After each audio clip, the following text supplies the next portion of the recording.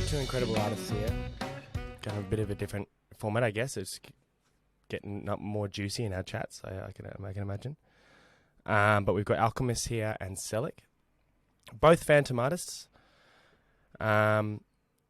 So basically, I'm going to do a little bit of an intro on each of the artists, and then we can, just get into a big, nice, juicy chat. Are you ready to do this, guys?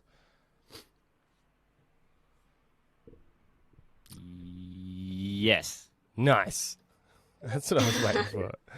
Okay, first artist is Sellek. Sellek Art. So Sellek uses Photoshop and Procreate, After Effects, and Resolume. He likes to spend his time in the analog and digital realm with spray cans and markers. That's really interesting. With various forms of paints and tools applying to services on the digital realm. And you're into video and NFTs, so video editing and stuff, I guess, or filmmaking. I use my graffiti artist background heavily on digital illustrations, which are a hybrid of street art aesthetics and cartoon and animation styles. Love colours and textures and working with shades. He has an active NFT series called the Sellek Originals that can be found on PaintSwap, I imagine. As well as Fantom Wheels is another project Sellek is involved with. He's working on a new collection in the Fantom space and doing a bunch of collaborations, like a lot of us are at the moment. Sellek, please take it away. Tell us about your transition into the space. What did you do before you were in NFTs? What's your background? How long have you kind of been doing your art? Before kind of entering the space, and can you tell us a bit about how you kind of found this space as well? So tell us your journey as an artist in general, and then how you ended up here in the NFT space. All right. Well, thank you for the introduction. That was beautiful. It's like I wrote it myself. Oh wait, I did. No, you did. You absolutely did. Oh, I absolutely did. So, thank you for the invite for the final export. By the way, I love the name Final Export. That's like as a person who is heavily involved with video, I think Final Export is just something that speaks volume to me. So I'm digging the name already. Oh, thanks, Steve. So, well, Where do I start? Like I started being an artist around 2009, I would say, and started like I've been a visual artist ever since, and that involves being heavily into graffiti and graffiti art, and not just like in a traditional, middle of the night running around town doing them, but more also into trying to be an artist who does like commission pieces and like collaboration works, and just working with all sorts of graffiti connected events. And also I've been working as a video artist from 2009.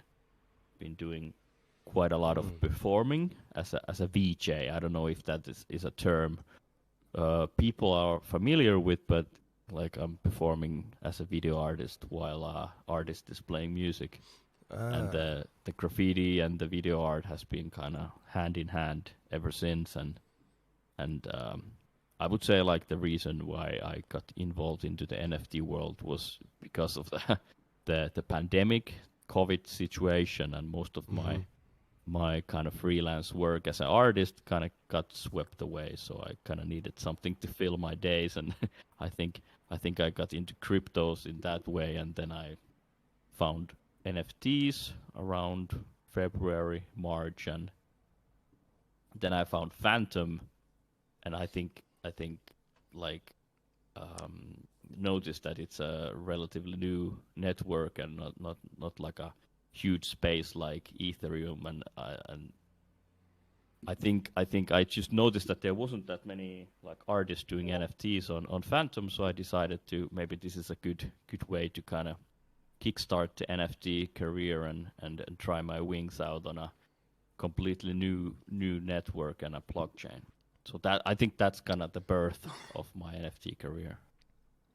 So you were involved kind of financially in the crypto space or playing around in the crypto space before you actually made the choice to transition with your art.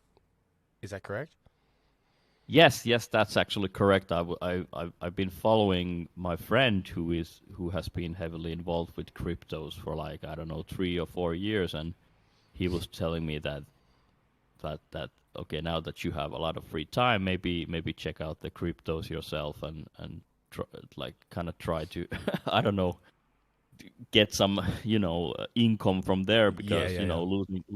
losing a lot of the freelance work, like almost like 90%, Mm-hmm. got kind of gone away. So I kind of needed some kind of new revenues to make income, and I had some like minor success, but I think founding Fantom so fast and so on an early stage was kind of working out, but Mm. the NFTs kind of took over, and I haven't been like investing, if you would say, like on the token Yeah, side yeah, that yeah. much.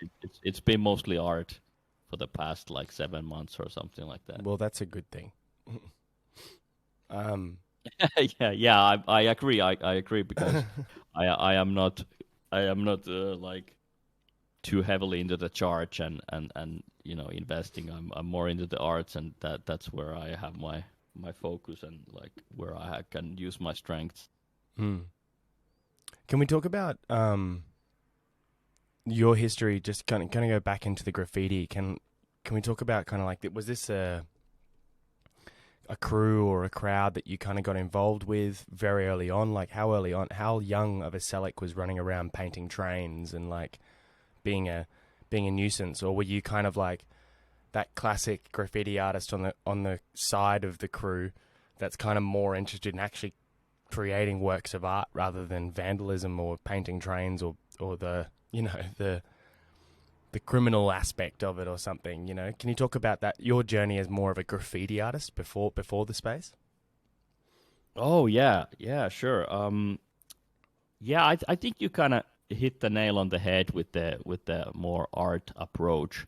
Like I started off as a snot-nosed little brat, like maybe 14 years old, and just got into the graffiti through hip hop, and like noticing that there's a lot of graffiti art on like music videos and album artworks, and me being a very like I've been drawing since I was like 4 years old, and then finding graffiti was just very logical to me, because I like to kind of take spaces into my own visual world, and the walls are big, and the spray can is a very fast tool to bring your kind of colors and characters to life. And I think yeah, I was running with the crew, but we weren't doing trains where I grew up. There weren't many trains to be painting, but like a Mm. lot of other surfaces were made, and I was the dude usually making the characters. Like Yep.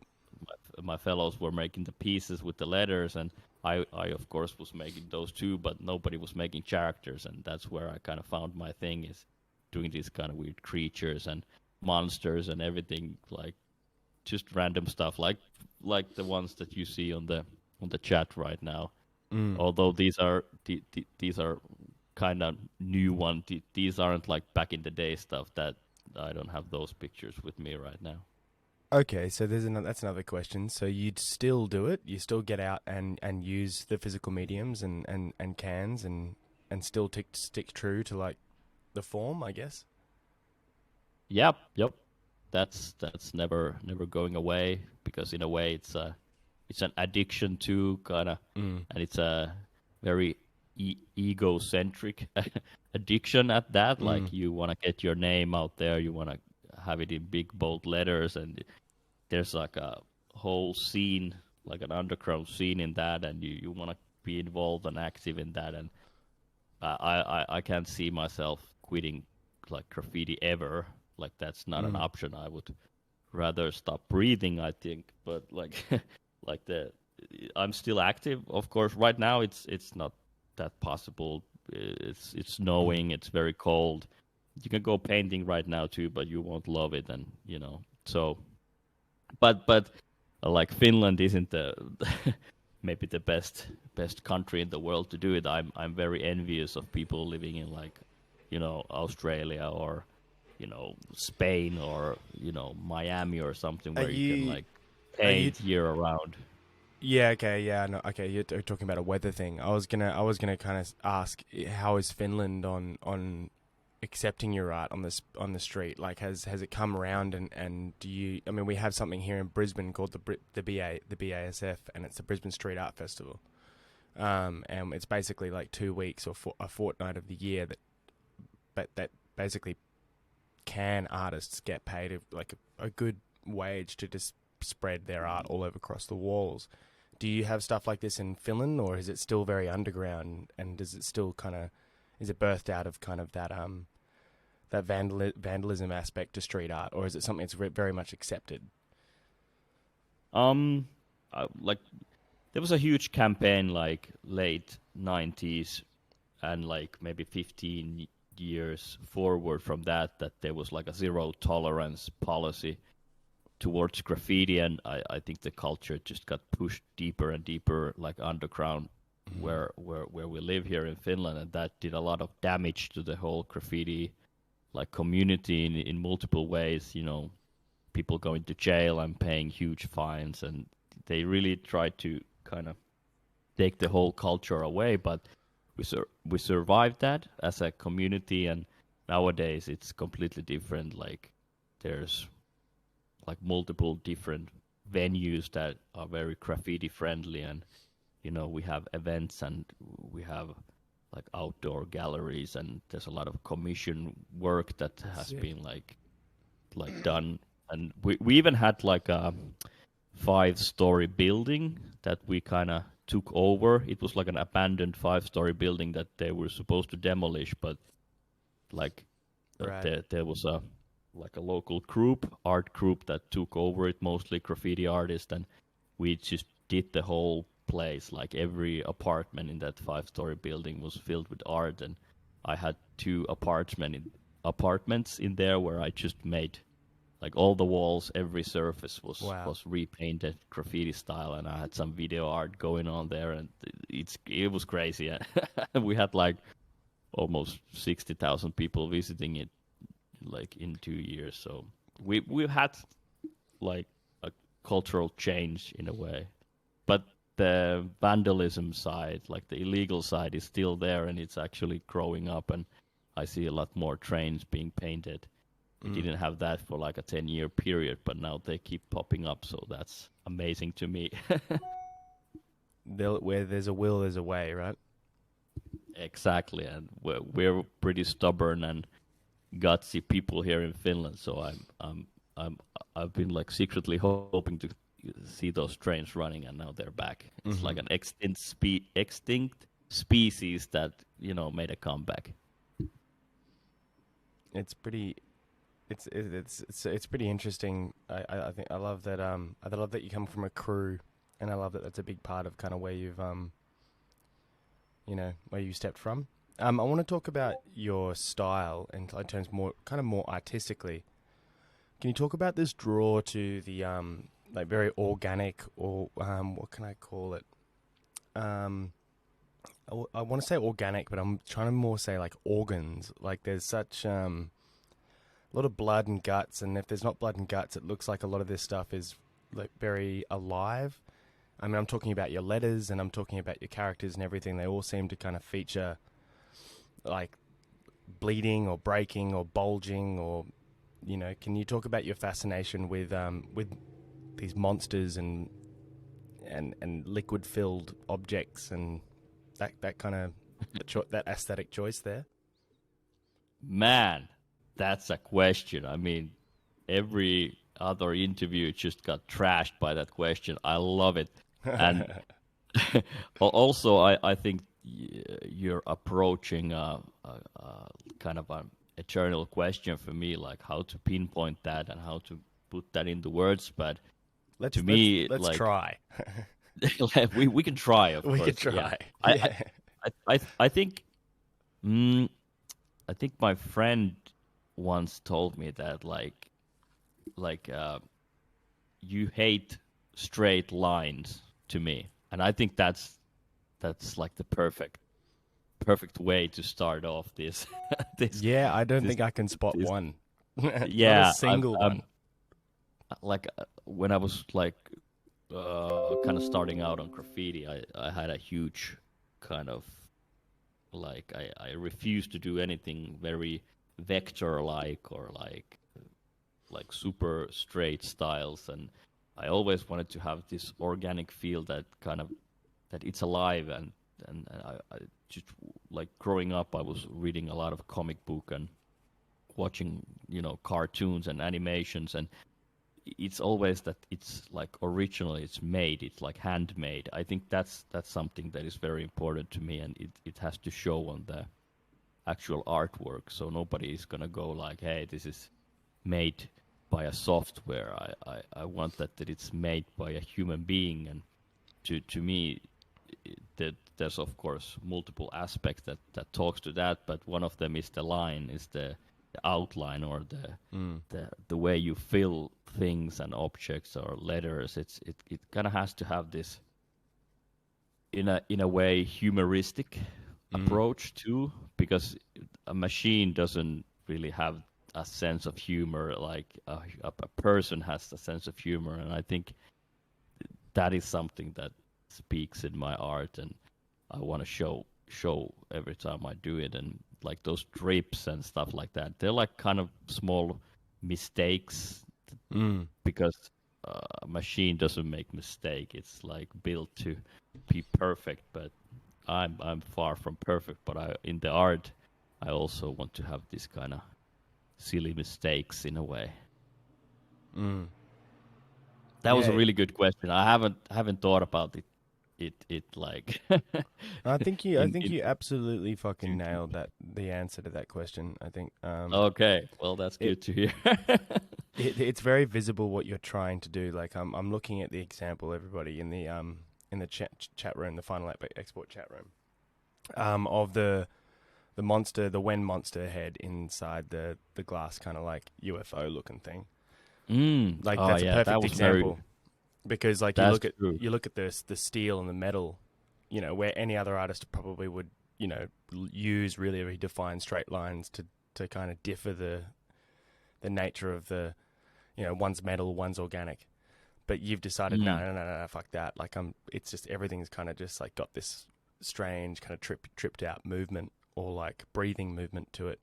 Yeah, you've definitely chosen across the board to just like keep it as your blanket rule.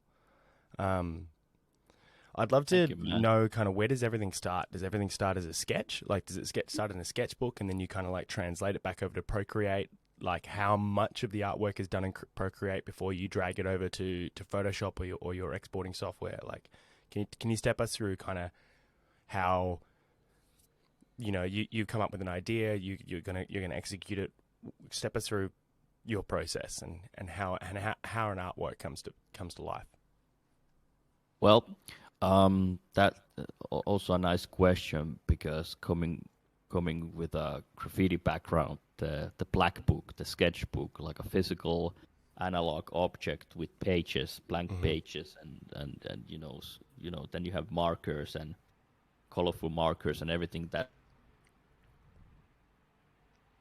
like the background where I'm coming from, and for like most of my time being an artist, it's always been that you have the paper and then you have the pen and you start with that, and then you bring it to the digital realm afterwards. But there was a turning point at let's say 9-10 months ago. I had a client commission work where I just kind of decided, kind of like I had to went like go full digital right away because the deadline was just so tight, and I just gave myself permission to skip the paper and the pen, and I just went straight into Procreate and started sketching there, and that was an eye opener for me, and I just realized that, hey, I can do this on the Procreate, and it's so much faster, and I think ever since that, like, it's been mostly all digital. Like, I still do like graffiti sketches, like if I go painting with my friends or something like that, I do the sketches on paper. But other than that, it's been mostly 100% Procreate, and like from the start, from the sketch to the final work. And I think it in a way it has revolutionized my work in a way, because the speed is just insane. Yeah, And the productivity, right? yes, and I don't have to bring all my markers and all my sketchbook, and it's a hassle to bring all of that with me, because I travel quite a lot with the gigs performing and other work stuff. So just bringing the iPad and the pen has been kind of streamlining that too, and I'm happy that I still have that kind of analog lo-fi look on the art, even though it is digital. Like I don't have to make that many compromises in the like style wise. And it's good. It seems that like you haven't blended, or you haven't crossed over your two worlds too much. You still have your graffiti and your analog, I love that word that you keep using.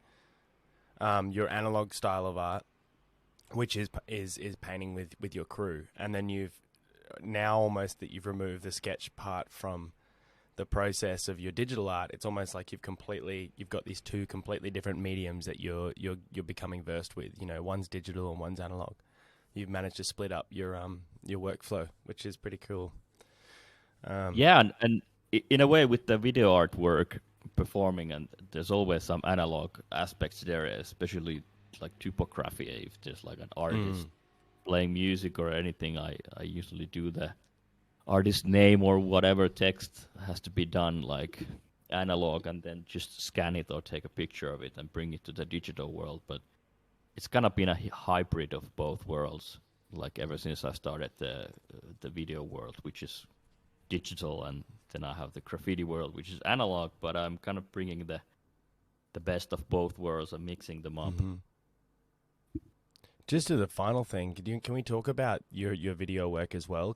I'm really curious about this. I play in a band myself, but do you play as basically another instrument? So your DJ is just away there, just like setting BPM and just kind of mixing, and then you're just off to the side on Resolume, kind of like vibing off what he's doing, and basically playing live a whole series of different animations and all sorts of stuff and different effects that you've prepared in a Resolume project. Is that what you're doing?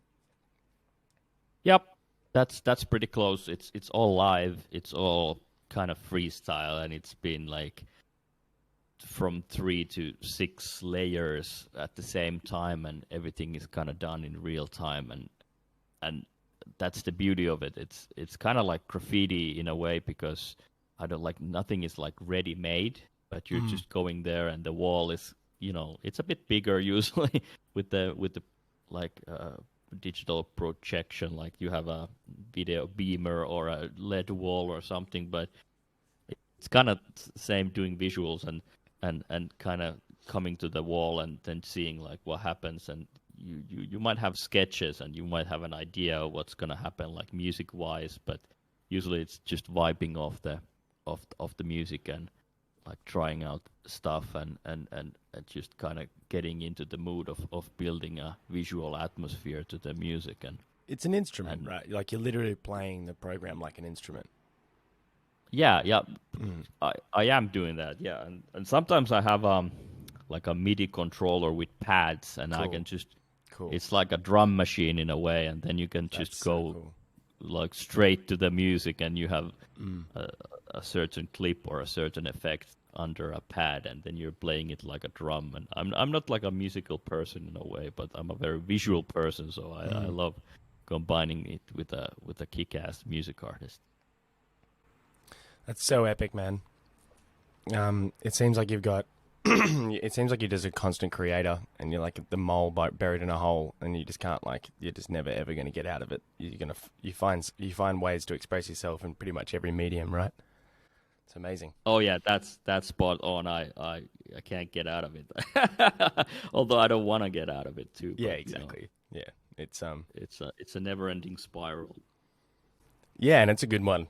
And now obviously that you've entered the NFT space, that spiral seems to be making you some income, which is fucking brilliant. Oh, well, it's that is a good side of the NFTs, and I think the less spoken um, aspect of NFTs is that if I make art like analog classical art, like a canvas piece, which I have done like throughout my career as an artist, it's very local, like the scene. Like if somebody wants to buy a painting, like he or she is a local person, maybe like living in the same city or maybe two cities away, but still inside my own country. But NFTs make everything so global and so fast. So I guess that's one of the that's kind of like the crack for me because as an artist, I want to get my name out there, and as a graffiti artist especially, I want to get my name out there, and that's why everything is I tag my name on every piece, and I want to make sure that like globally I can get my name up there, and that is something that is just mind blowing that like instead of like 2,000 people locally seeing my work at a gallery, like a gallery space, like a physical gallery space. Now I have a digital gallery space on like PaintSwap or NFT Key, and people can go and see my art, and then it's like it's not 2,000 people, but it's like 200,000 people or something like that. Exactly. So that is mind blowing to me, and the thing that kind of revolutionized the art scene to me personally. It's incredible, man. You've been on a bit of a journey, and I'm sure there's a massive journey still ahead that awaits you. It's Oh, I good. hope so. I hope so. Fucking wag me, homie. Okay. Thanks for that, brother. That was incredible. We're going to move on to our second guest, Alchemiss. Hello. Hey there. How's it going? I'm doing good. Excited to talk with you guys. Awesome. Okay, so Alchemiss Rose, or Alchemiss, is she works in Adobe Illustrator. That's her bread and butter, she calls it. She uses pen and watercolor, and I'm assuming this is kind of part of the process that leads to digital art. Some acrylic experimentation inside there as well. It's a flat art style, so I can imagine by that it's just a kind of a blend of foreground and background. Basically, primarily working on her own collection, but she's got a collab going with Bush Doctor at the current point. And there's a couple of drops, she says, coming in the Fantom Art Collective auction this Friday, 7th of January. You did say this was tentative, so she says she was waiting to hear back. But is that all confirmed? Yes, it's confirmed now. The list How was good. released yesterday. Yeah, we're very So good. excited. Mm-hmm. Okay, sweet. Well, I mean, I'll drop some links in the chat and some images. But Sweet, basically, thanks. I'm really curious to know where this style came from. I've never seen anything like it in my life. It's so incredibly unique. There's Thank you. so much involved in it, and the one thing I'm so curious about is your sketchbooks and your sketch process. Obviously, sketching with a lead pencil or a graphite pencil or whatever it is you use is a massive part of your process. In fact, Yeah, yeah, can you talk about kind we'll of just like you as a sketch artist and an art diary filler, and where this incredible oceanic, wind-like, natural movement style artwork has birthed from? Can you talk about this?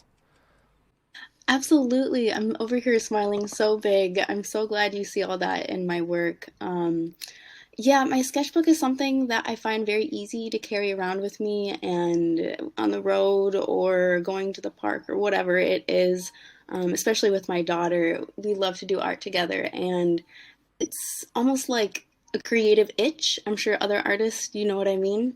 Hmm. And I loved what Sellek was talking about with hating straight lines. I laughed at that because I totally understand. And I don't know, the wavy, dreamlike area of it is like a feeling I'm trying to depict. It's a space that I can escape to. It's like a bliss, whimsical, dreamlike thing.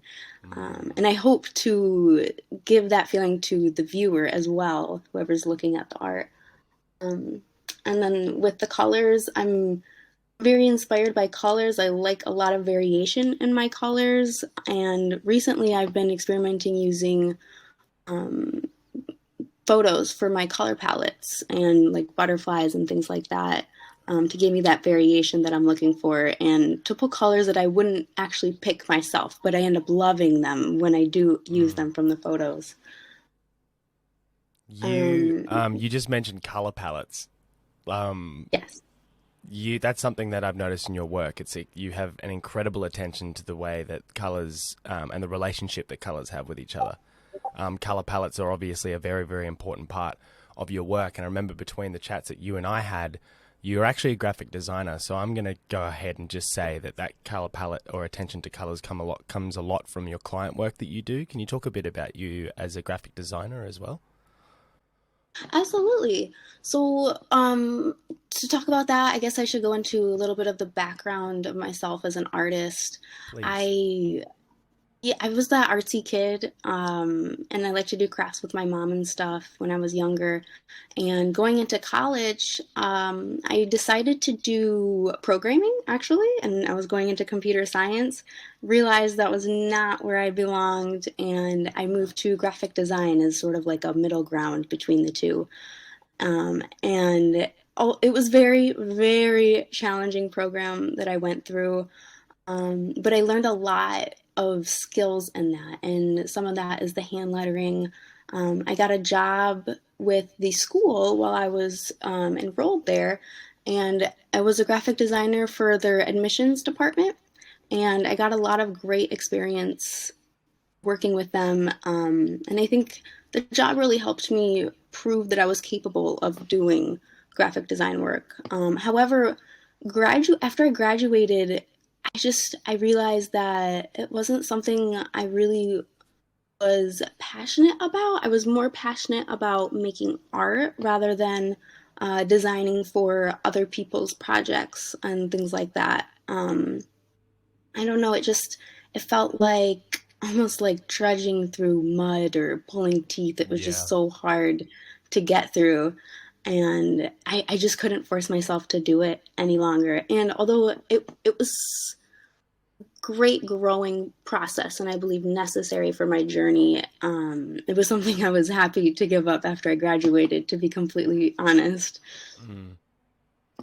I tried to do some freelance stuff after I graduated for my family. My family's full of entrepreneurs. And again, it was just like trudging through mud. I don't know how else to describe it. Um, So but I do really go ahead. I was just going to say, so what you're saying is you realize that art, or your artistic style, or your form of expression that involves your hand is something that's actually quite sacred to you and only feels quite right when you're doing it for you and not just bending it for other people or clients. Is that right? Exactly right. And I really love like feeling the textures of the paper and the pen and marker and the paints, whatever I'm Mm. working with. That is a very sacred space for me to escape to. Mm. And it's really interesting though as well because your calligraphy that is here in the chat room that people can look at. Your calligraphy, even though it took up a large space in your life for some time, I believe it still is so close and still has so much motion and movement. And one could argue even that some of that calligraphy movement and work is actually translated over to some of your later pieces in the way the way the clouds wisp and stuff like this. Absolutely. I really appreciate in typography and the calligraphy and hand lettering, all of that. The thick and thins, the crisp lines, and the way that the letters have motion to them, the ups and downs, and the flourishes. I love all of that. And even in Mm. Sellek's work, the gooey, drippy gore you were talking about mixed Yeah. with the forms of the letters. I love that. That's just like, ooh, it gets me excited. Movement is amazing. To be able to capture movement especially fluid movement, I think is something that if you look at every artist, every single artist has a different, like kind of a different approach to how they Yeah, visualize absolutely. movement. Hmm. Yeah, Um, and that's something else I try to capture in my work, like the flow of energy. I'm very inspired by mm, that, and um, thinking of all life as precious and the consciousness that flows through everything. That's also heavily inspires the motion you're seeing in my work. it's incredible. Um, Can you talk Thank about you. so you've got the sketch. So there's many images here for everyone to look at, but you've got the sketch. You've done your black outlines. You've gotten rid of your graphite or your pencil lines. Now I'm assuming you're going to scan this drawn inked image into a computer. Then you're going to take it into Illustrator and do like an image trace. Is that correct? And get rid of all the lines and get yourself like a nice solid black line, or some of these works Yes, use like a navy line. Is that right? exactly. Yep, Awesome. that's exactly my process. Yeah. So now you're in Illustrator. Can you talk us through the coloring process? Are you creating shapes? Are you using a Wacom or a tablet? How does this? You're now in Illustrator. You've got your lines. What happens from this point? So yeah, I use the image trace tool to turn it into the digital vector. Hmm. And then I kind of treat it as like a coloring book page from there. I have my photo off to the side and I keep sampling different colors and shading in the major blocks of color. And I try to work from the foreground to the background with my layering. And I really try to push depth within the details in my shading. And I use different tints to get that depth that I'm looking for in the final stages. And if I'm not happy with where the colors are going, I will just select them and change them into something else, whatever I feel is Hmm. needed to get that feeling that I'm trying to push. So you're literally building block shapes behind your black line image in Illustrator. So each of these shades of color that everyone can see is literally shapes that you've like manipulated and created that sit under the black line. Is that correct? Yeah, that's exactly correct. Wow. It That's takes incredible. quite a bit of time. Yeah, Yeah. I mean, it's the one thing I've always found difficult to get around with Illustrator is it's kind of weirdly named, right? You called Photoshop's a Photoshop, yet I draw more in Photoshop than I would in the program called Illustrator, and you'd think you would draw a lot in Illustrator. That's just me, I guess. But it's always working with bold shapes, and it's less about kind of like using your hand and more about kind of using the cursor and manipulating the digital information to create shapes. So I find it really interesting that you like have such a massive part of your process, which is sketching, and then as soon as it's on the computer, you're literally just sitting there with a mouse. Is that correct? Um, it was correct, but my husband actually got me a Wacom tablet for my Boom. birthday a little while ago last year. And that has completely transformed my style and my process because it gives me that hand feeling like I'm putting juicy colors into my work, and that's very satisfying for me. Incredible. That's a good purchase. The old Wacoms. Yeah, yeah, for Hmm. sure. I am actually yet to meet an NFT artist that doesn't use a tablet of some kind. Um, because Yeah, I don't know. I remember I used to before the days of tablets. I mean, I used to just like scan in my ink sketch drawing and then just sit there and build like it goes high res as I can, and then sit there and just build shapes with the polygon tool in Photoshop and just kind of like do it all by a cursor. Kind of, I guess, what you're Yeah, like. yeah, I know what you mean. That's Yeah, incredible. that can be fun.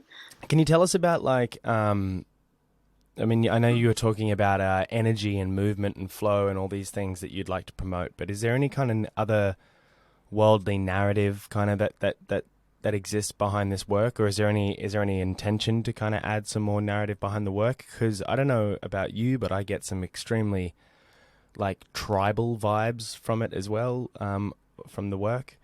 I don't know, it reminds me of a lot of not Aboriginal art in general. I guess I'm more using a specific example of your work, but like, yeah, it's got these tribal elements, whether it's Mayan or Aboriginal or something. Can you talk about, yeah, is there any narrative to that? Is there any, or is that just kind of a natural state that you've arrived at? I think that's more of a natural state that I've kind of developed and I'm still experimenting with. I'm just sort of with coming from a graphic design background, which I think of as more rigid and structured, and we're working with the grid and trying to break the grid. This is completely in the other direction. So I'm kind of experimenting and seeing what comes out of me and going with the flow in that sense. But I do really, really love following the detail work. And that's something that the Wacom tablet has really helped me expand on because I can zoom in so much and I can make my pen so tiny that I'm able to add in details that I couldn't do before, even in the first parts of my process with the pen and paper. But I really love adding those details, and I think was trying to deep dive into myself and figure out why that is before I came on here. And truly, I think some of the most beautiful parts in life are found in the details and the small nuances and the small moments. And if you're present with those things, there's more value that can come of them. And I think that's what I'm trying to pull from the viewer is presence and to stop and really look and study what's in front of them. Is that why there seems to be this kind of running motif of eyeballs throughout the work? There's a lot of eyes. Is that kind of like a subliminal message of being like, yo, motherfuckers, stop and look at these. Use your eyes. Yeah, that very well could be. I know that's something that came naturally, and I notice my husband and I talk about that a lot of artists seem to include eyes in their work. Someone that I'm very inspired by, her name is Caro Aravello. I'm not sure if I'm saying that correct, but she includes eyes in her work as well. And she mentioned how she includes that to show consciousness in everything. And I really, when she said that, I was like, oh, yeah, yeah. So I think it has something to do with that for me as well. Consciousness, yeah, it kind of the eyeball, I guess, gives everything life in a sense. Because behind every eyeball is a brain, right? Right, yeah. An awareness, for sure. I love Love it. that. One thing Yeah. I could imagine, and I'm just gonna like just throw this at you and see what you think. My mind is imagining these worlds brought to life in some sort of 2D playable game. You know those like screen swipe games that go like left to right, and you just explore. You basically just explore these worlds.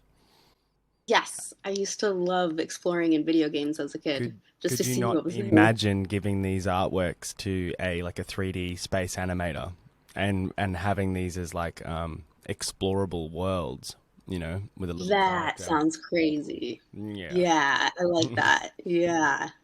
Giving every layer over and just make it like an interactable world because it's like Ah, yeah. it's an acid head's wet dream.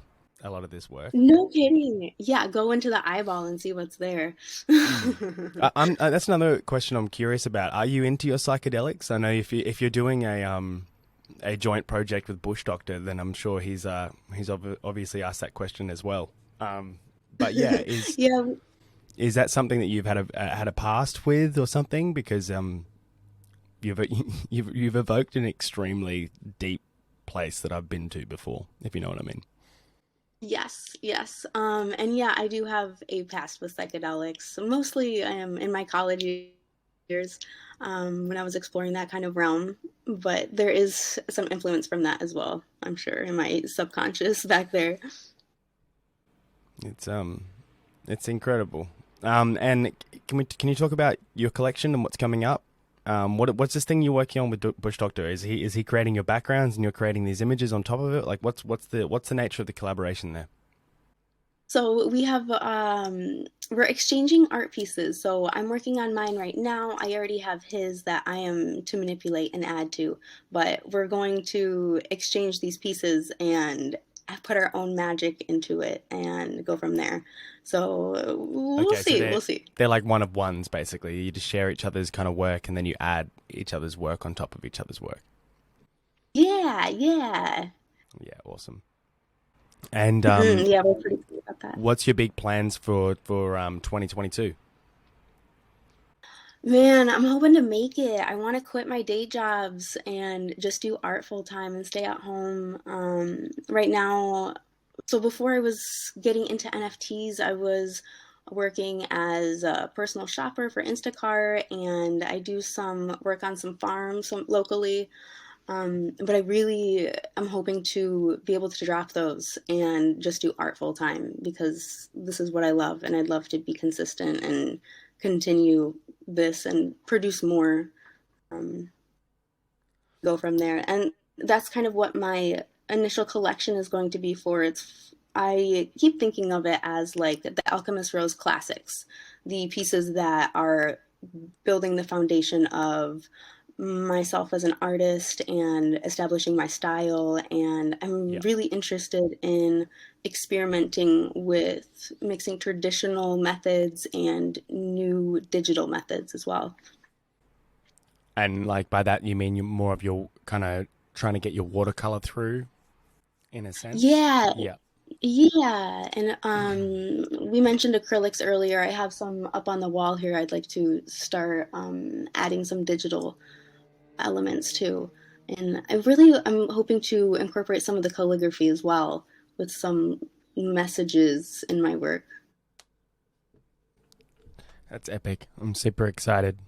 Sounds like a Oh big yeah, year thanks. ahead. And I can't wait to celebrate you with you when you finally leave your jobs. It's Yeah, yeah, yeah. It's gonna happen. I can feel it in my bones. yeah, I think it's gonna happen. Don't worry, it'll be fine. You're in the right space. Appreciate it. You know, Yeah, um, yeah.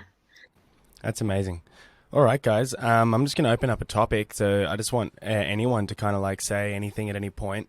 Now that we kind of know where each other come from and what we're doing and who we are, I just want to talk about this year. It just seems fitting because here we are at the beginning of 2022. What do you foresee that this year is going to bring for NFT artists, for NFT collectors, for everyone? What are you most excited about, and what can you see most clearly down the tunnel of 2022?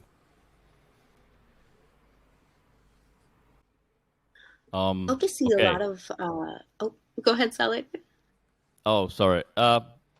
Mm, I think 2022 is gonna be something that is gonna evolve the Phantom space quite a lot. I think like the the training wheels are off in a way because like okay we were starting off really strong and we got a lot of good artists inside of Phantom, but I think like this year there's gonna be a lot more traffic coming our way, whether they're like new people coming into the Phantom space or like people coming from like OpenSea and big marketplaces like that towards like alternative places, whether it's the gas prices or other like technical sides, but also that we have unique artists here that don't really exist outside our space. So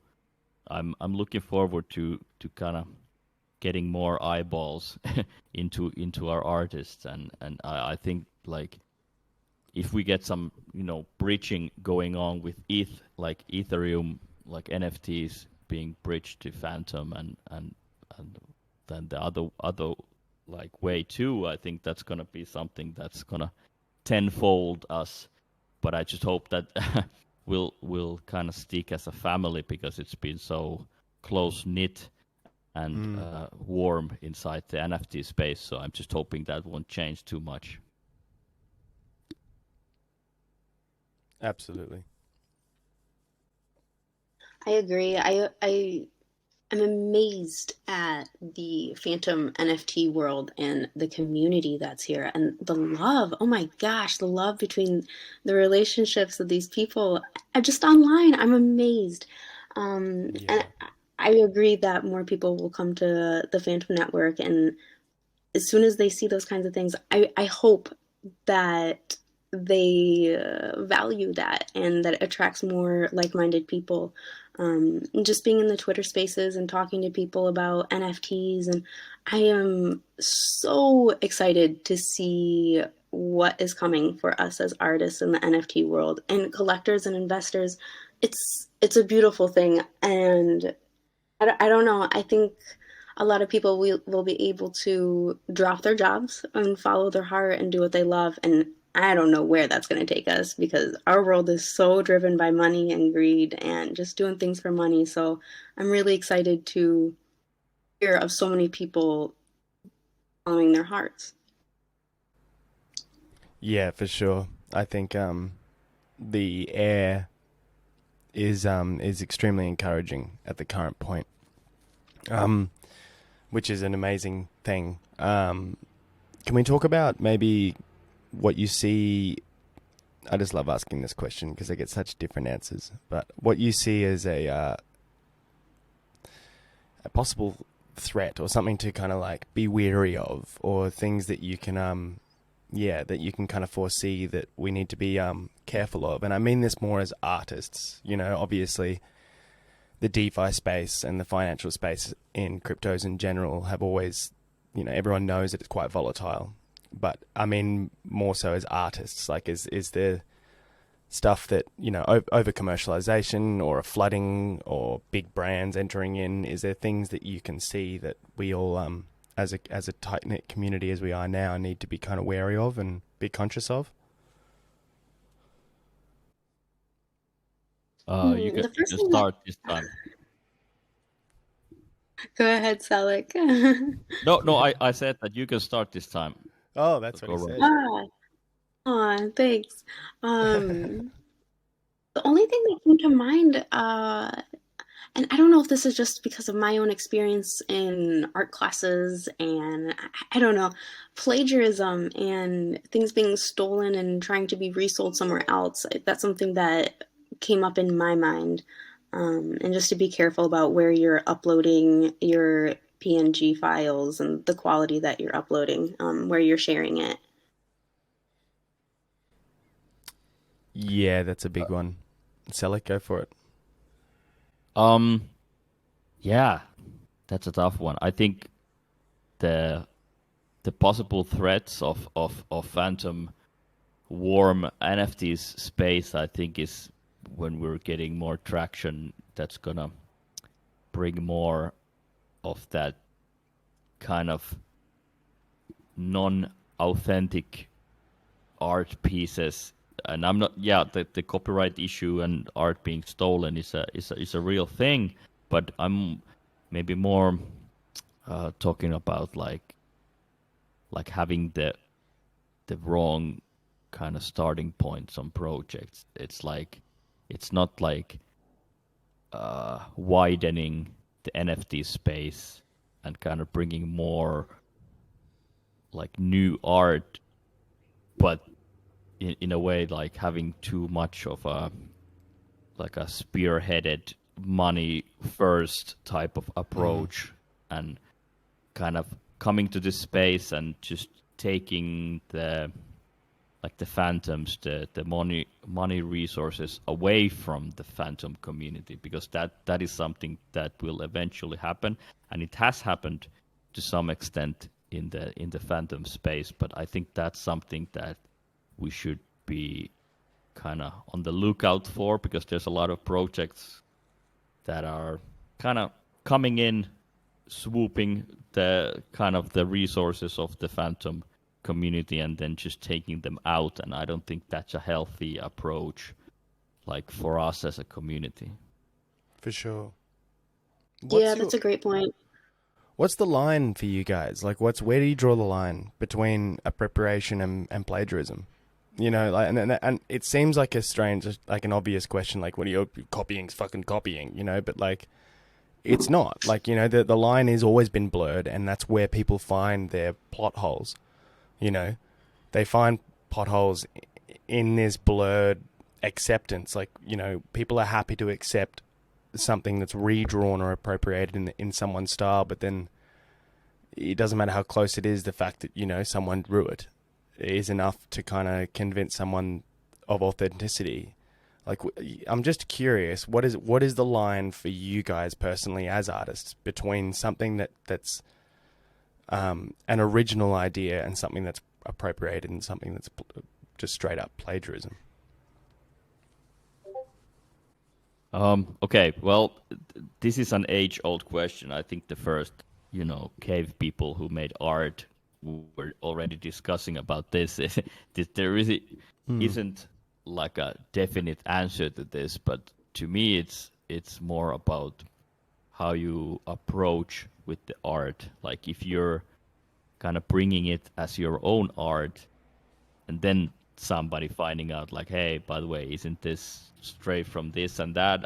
That is something that is very hard to get behind on. But if you're kind of clear about it being a homage and just being upfront about it, I think then it's a different case. But like art is just, you're like, as an artist, you're a sponge. Like you've been getting influences all over the place your whole life, and some of it is very kind of straightforward, that where you're getting the influences from, and some more kind of subliminal in a way. But I mean, with the NFTs and when there's money involved, and especially when everything is happening so fast in the space, I think kind of the community kind of in a way has a way to, I'm not gonna say police, but kind of make sure that we're not taking advantage of. And there has been a couple of cases on Fantom Space with like people claiming art as their own, and then we're finding out it's actually not. And project like showcasing their artwork, like, hey, this is going to be our artwork, and then it's clearly out of something else, but like it's almost straight up stolen, but they are just kind of trying to pushing the truth away, and that's of course not cool by any means. But I see that the artists already in the space are heavily being influenced by each other. I think that's a good thing because there's so many skilled individuals in our space. For example, this one dude in the chat right now, Limit Break, I think he came in kind of blazing through to our Fantom community, and he's an amazing artist. And I immediately noticed myself like kind of having to try out some neon colors and kind of this bright in your face type of color palette. And I was like, hey, this is Limit Break. I just noticed it, so that'll happen eventually. Yeah, I love what you said about drawing inspiration from Limit Break. He also inspires me. I'm all about textures and color, and he's got it all in his work. To answer your question, Froyd, for myself, as an artist and drawing inspiration, like Sellek was saying, we're sponges. It has to sit right with my conscience. If it feels wrong, then it is wrong. And I agree with what he said about if you know it feels a little bit on the edge, or it feels a little too close, you need to give credit or pay homage to that person or piece that you drew inspiration from. Unfortunately, not everybody does that, and a lot of people are all about the money and willing to break ethics for that. And I think it's important for us to be mindful about where we are drawing inspiration from. Like Sellek was saying, he knew it was from Limit Break. And I think in some cases, maybe even asking permission is in order as well, in order to make it right with your own conscience.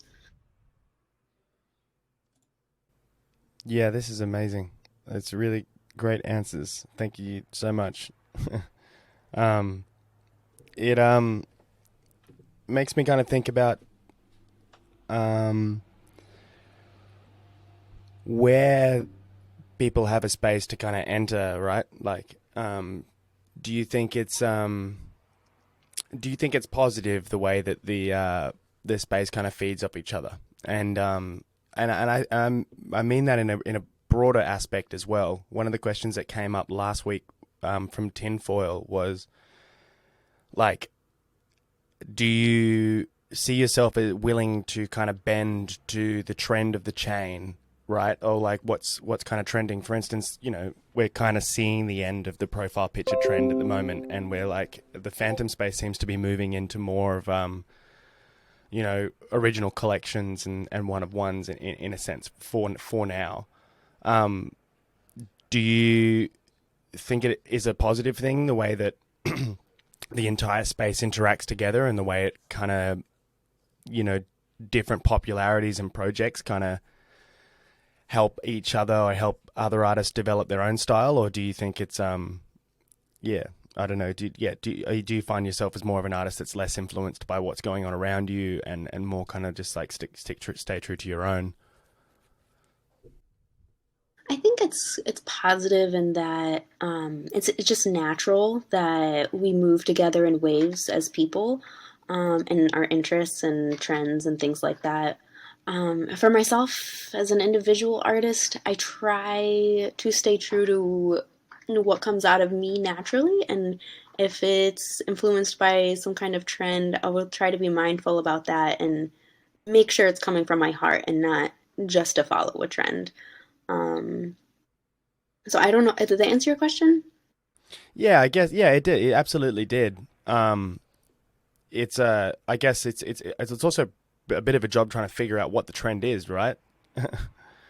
um, Yeah, for sure. There's so much going on, and the space is always changing. You can't blink. it is. It's wild. Um, yeah. So, like, do you have anything to chime in on that, brother? Um, yeah, I think that was a good answer, and I'm kind of agreeing with that. Myself personally, I like I like to kind of go very spontaneously in my artwork, and if there's like an event or there's like something happening right now on the Phantom space, I want to be involved. And like for example, I've been on the Tombheads NFT auction space for like I don't even know how many times, like maybe 20 times or something like nah, not 20 times, maybe 15 times. But anyways, like every week I'm creating something, and I think because I'm doing that like every week, to me it's like the current kind of like the zeitgeist of what's happening right now on Phantom Space, especially, is something that I'm heavily like drawing influences from and ideas, especially like when Degenerapids got dropped. I made a couple of NFTs just because I like to have a lot of humor involved in my art, and Mm. I think like current events and what's happening right now and big things like that is a great place, like a good source of humor, and of course I want to drop an NFT and people are gonna go like, oh shit, that just happened, and hey, I know this reference, and I think that's also something that's coming from the graffiti background, because usually you might have like 3-4 graffitis per week that you're making, and you kind of have to live in the moment and whatever feels right at that current moment you do. And if you've been looking for at like Degenerapids NFTs, for example, maybe you get a good quality idea from there. But usually I make sure that if I'm referencing a project or an artist, I ask their blessing, like, hey, I have this idea and I'm gonna do this, and you're okay with this, because I don't wanna step on no toes or get no NFT beef going on. For sure. It almost sounds like the classic fuel and fire artist trope, right? Where you mentioned Two Men's Auction House, and how that is such a vital relationship that's kept you in this space, correct, Sellek? Yes, I would say so. It's like it's been running this diesel engine of mine Yeah, for months and it's months, like and your platform, right?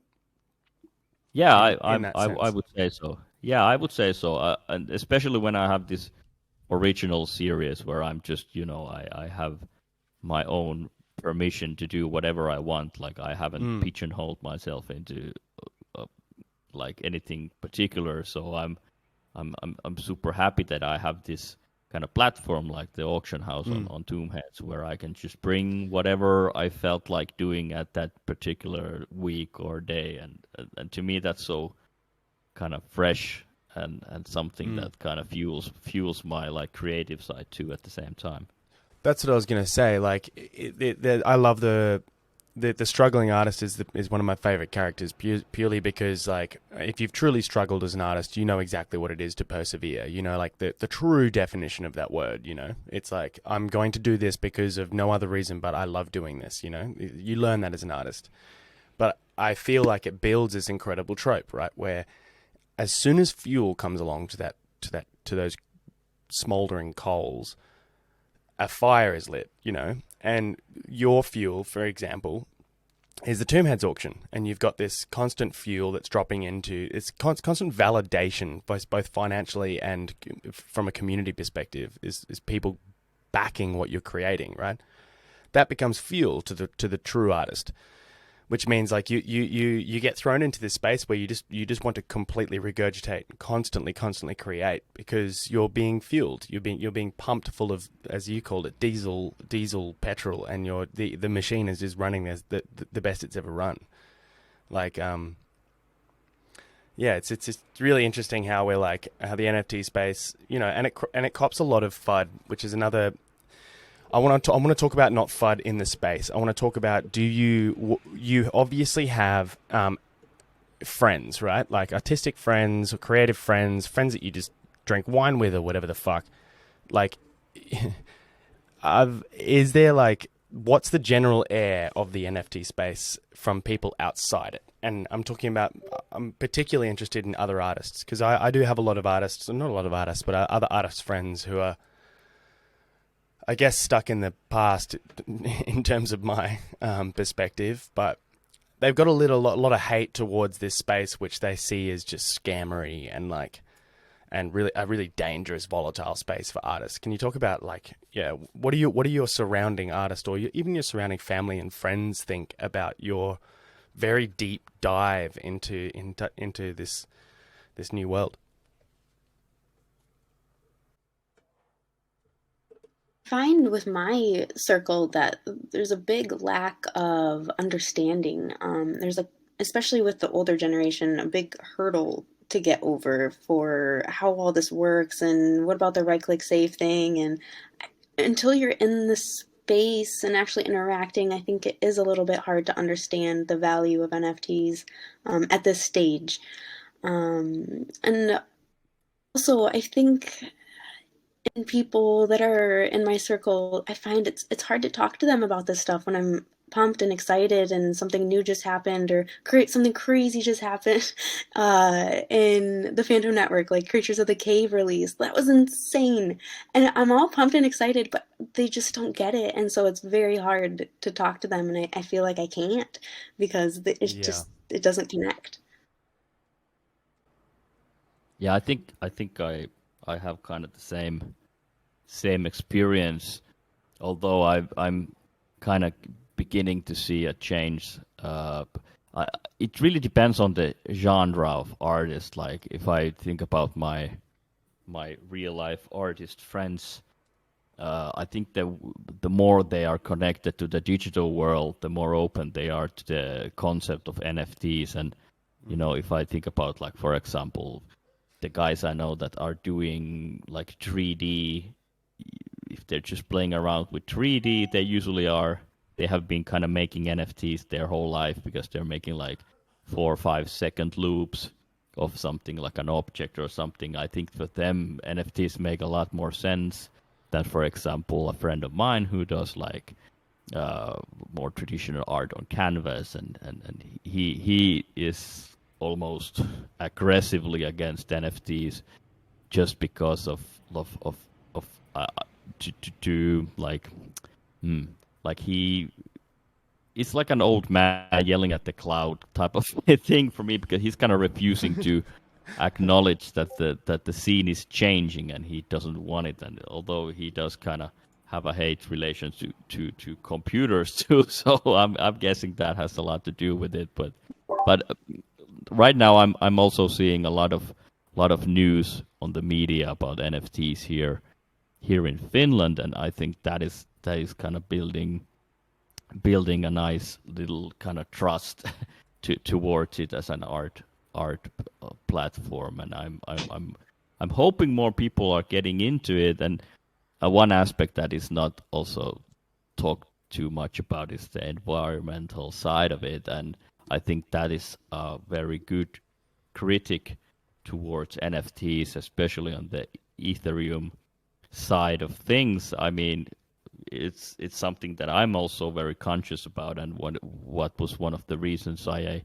ended up like just getting into Fantom in the first place. I did my research on the like energy consumption of a transaction and realized that it makes very little sense to me to go into Ethereum and other blockchains that are just using so much energy, and finding Fantom and just noticing that, hey, I can still get involved with cryptos and NFTs and have a clear conscience about the kind of environmental side of it all. And but that is one of the main reasons. Main arguments I hear from my friends towards crypto and NFTs. But I've been I've been spreading the good gospel of Fantom and the kind of the insanely low energy consumption side compared to the other bigger chains.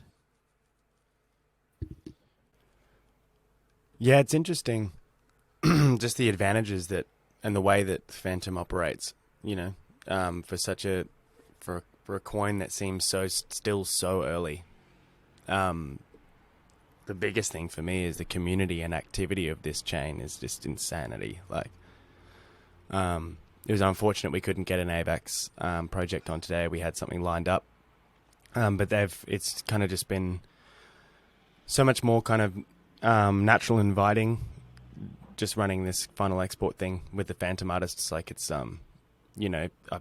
I've got hundreds, man. I've got hundreds to get through. I've got my work cut out for me over the next year or so. But yeah, it's just I think Fantom is just something that I think is gonna the backbone of the value of this chain. I think is truly going to come from the interconnectedness and the community that we're kind of creating, because other chains just don't really have it, to be completely honest.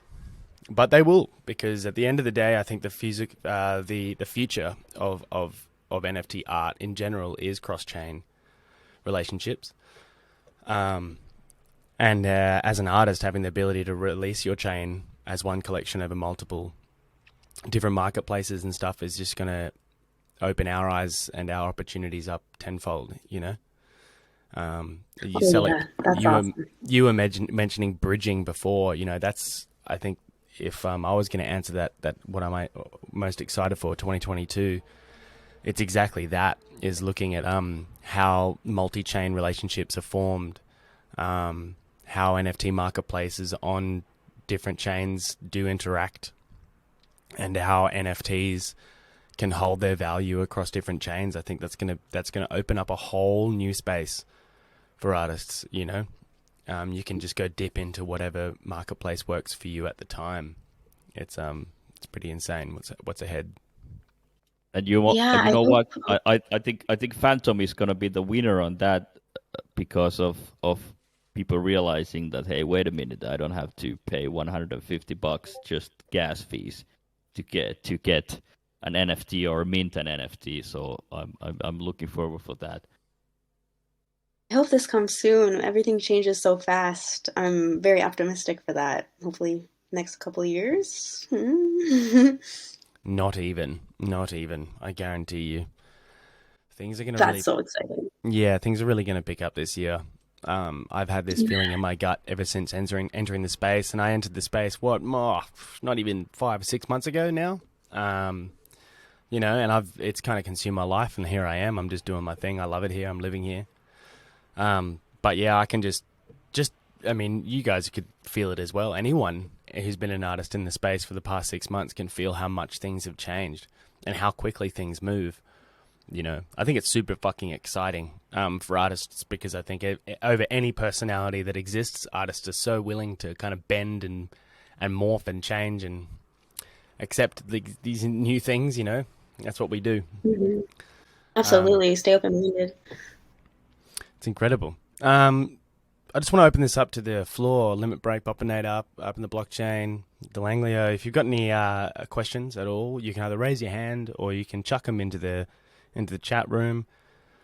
We might be able to find a bit of a topic to kind of finish things off. But other than that, Sellek and Alchemiss, is there anything you guys or any projects, anything that you guys are kind of working on that you'd want to kind of drop and talk about and get people excited for, all that sort of stuff? I just wanted to, I guess, mention again my auction that's coming up on Friday and the Fantom Art Collective. Very excited. The first couple pieces will be dropping, and they're in the chat as well, the ones that will be dropped. Ooh, how exciting. Amazing. Ooh, yeah. Okay, so this is it's all happening on you've got a couple of pieces, that right, featuring on the Fantom Art Collective. I think anyone who doesn't tune into that should tune into that, because it's an incredible auction house as it is. Even if you don't want to spend money, just sitting in there listening to the silly chat that goes down, and then all the artwork that gets dropped. It's a great place to get your perspective on the talent that's out there. I'm really excited for that really for you, Alchemiss. I'm going to be tuning in and bidding up. Why not? Let's have some fun. Thank you. Sellek, anything that's en route that people should know about? Yeah, I've been drawing on. I've had the Christmas holiday, and I've been drawing and trying out some stuff, and I'm coming out with a collection, but I really don't know when it's gonna happen. But I'm really happy of the kind of progress I made. It's been hard to kind of come up with. Well, it's been easy to come up with ideas, but being my worst critic, it's hard to come up with something that's gonna like I'm gonna go and look at it and like, yeah, this is worthy of a collection. But now I made a breakthrough, and I'm drawing more, but I'm not gonna give any teasers out yet. I need to draw up some more work. But on the weekends, I also have auction coming on Sunday on Tomb Heads. I'm gonna drop collaboration piece I did with Consume. I just dropped it on the chat, and this is it's one of my favorite artwork from last year. Like, it's fucking cool. Yeah, like he made an insanely nice art piece, which is basically the character without the text and the textures and everything. And I just went crazy with it and tried to figure out, like, I remember looking at it for like 10 minutes thinking like, how can I even do anything to this? Like, to me, it's really interesting. It's kind of different to a lot of the styles in a way. You kind of had to obviously step a bit out of your zone in some sense to make it work. Do you have a copy of the actual original, but like before you added your collab on top of it? I'd love to see, like, have a perspective of kind of like, yes, where I'm it came. one step ahead of you, because I just went looking for it, and and yeah, you're absolutely right. Like, I had to kind of step out of my comfort zone, and but I have a past with music, like post-rock music, like Godspeed You Black Emperor, and what a band. God is an astronaut, and stuff like that. So I think listening to that kind of music and listening to kind of, and also tapping into the art that I was digging like that time, like early 2000, which is like artists like Derek Hess and H.R. Geiger and guys like these, and just just trying to bring that graffiti aesthetics into that mindset, and that's what I came up with. And It's fucking Consume awesome. Consume is an insane artist. Like he is just pulling out stuff that I haven't seen, like Yeah, bringing it's glitch into this kind of gothic, like heavy metal aesthetics is something that I just haven't seen ever before. So I yeah, was like fanboying over his it's really stuff, cool. and I was like, "Wait, I have to draw on this? Like, oh my god, I'm so screwed." But luckily, I think that the piece is one of the best from last year. So I'm looking forward for the auction and getting more eyes on this piece. I get such weird vibes from it. It's like it's almost like something I would see or anyone would see on the.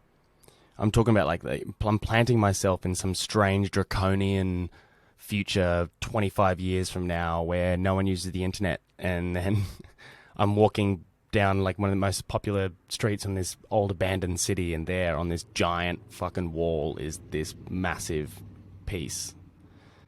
Like Yeah, this what is like that's what I see. I like look at it and I see this post-apocalyptic kind of message on a vibe. I don't know. It's really cool.